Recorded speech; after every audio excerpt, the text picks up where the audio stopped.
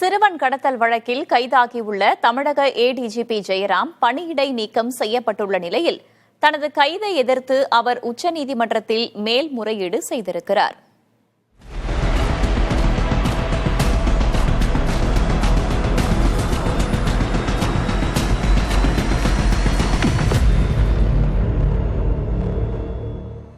திருவள்ளூரைச் சேர்ந்த இளைஞர் ஒருவர் தேனியைச் சேர்ந்த இளம்பெண்ணை காதலித்து வந்த நிலையில் அப்பெண்ணின் குடும்பத்தினர் எதிர்ப்பையும் மீறி திருமணம் செய்து கொண்டார்.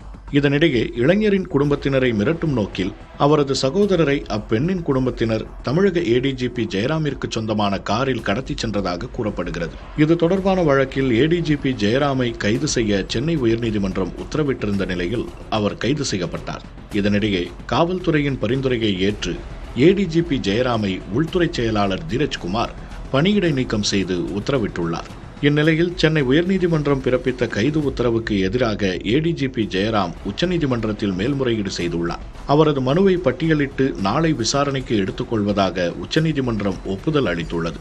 இப்படியான நிலையில் கைது செய்யப்பட்ட ஏடிஜிபி ஜெயராமை திருத்தணி மாவட்ட காவல் கண்காணிப்பாளர் அலுவலகத்தில் வைத்து காவல்துறையினர் விசாரணை மேற்கொண்டனர்.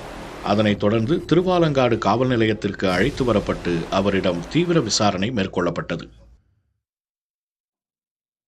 சிறுவன் கடத்தல் வழக்கு தொடர்பாக பூவை ஜெகன்மூர்த்தி எம்எல்ஏ மற்றும் ஏடிஜிபி ஜெயராமிடம் காவல்துறையினர் நடத்திய விசாரணை நிறைவடைந்தது.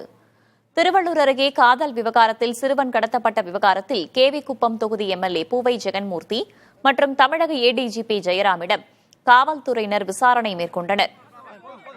இருவரிடமும் திருவாலங்காடு காவல் நிலையத்தில் வைத்து விசாரணை மேற்கொள்ளப்பட்டது. மாலை வரை நீடித்த விசாரணை முடிந்து இருவரும் புறப்பட்டுச் சென்றனர்.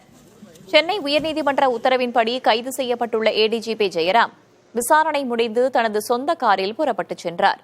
இருவரிடமும் நாளையும் விசாரணை நடைபெறும் என காவல்துறை தரப்பில் தெரிவிக்கப்பட்டுள்ளது.